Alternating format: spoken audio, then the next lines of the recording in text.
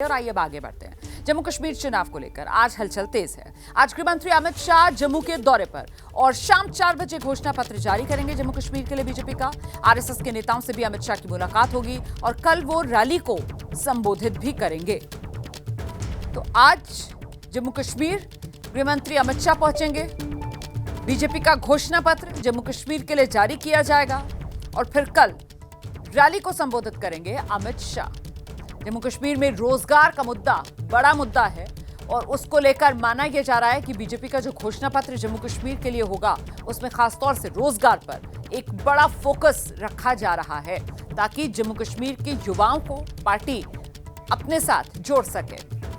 हम सीधे आपको लेकर चलेंगे। हमारे साथ हमारे सहयोगी अजय बाशलू इस समय मौजूद हैं।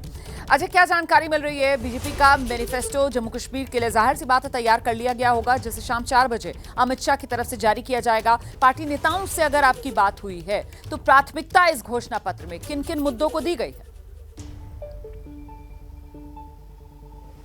देखिए रोमाना, प्राथमिकता सबसे बड़ी जैसा आपने कहा कि रोज़गार को लेकर है और रोज़गार एक बड़ा मुद्दा है जम्मू कश्मीर में।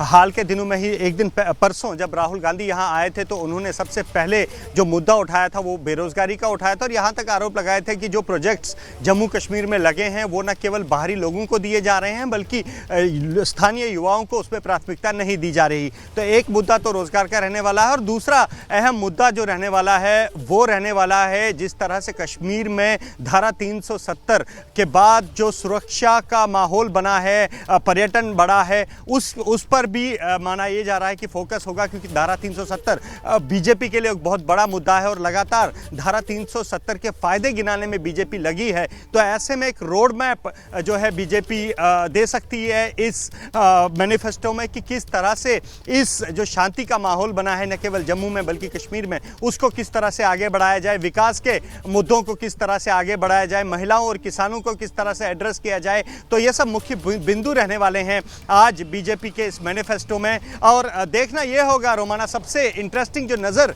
रहेगी इस मैनिफेस्टो में वो स्टेटहुड को लेकर रहेगी क्योंकि न केवल प्रधानमंत्री नरेंद्र मोदी, गृह मंत्री अमित शाह ये कह चुके हैं कि जम्मू कश्मीर को वापस राज्य का दर्जा मिलेगा, बल्कि लगातार अब विपक्ष के निशाने पर भी बीजेपी है और विपक्ष लगातार ये कह रहा है कि जम्मू कश्मीर को स्टेटहुड पहले देना चाहिए था और जो है चुनाव बाद में किए जाने चाहिए। ऐसे में सबसे इंपॉर्टेंट जो नजरें लगी हुई है इस चुनावी घोषणा पत्र में वो स्टेटहुड की बात पर हुआ है। और अब देखना यह है कि इस स्टेटहुड की बात, ये जो चुनाव घोषणा पत्र आता है इसमें स्टेटहुड की बात करती है बीजेपी और उसे किस तरह से बिल्कुल ये बेहद महत्वपूर्ण रहने वाला है कि आखिरकार स्टेटहुड का जिक्र बीजेपी के इस मैनिफेस्टो में होगा या नहीं होगा, इस पर हमारी नजर रहेगी।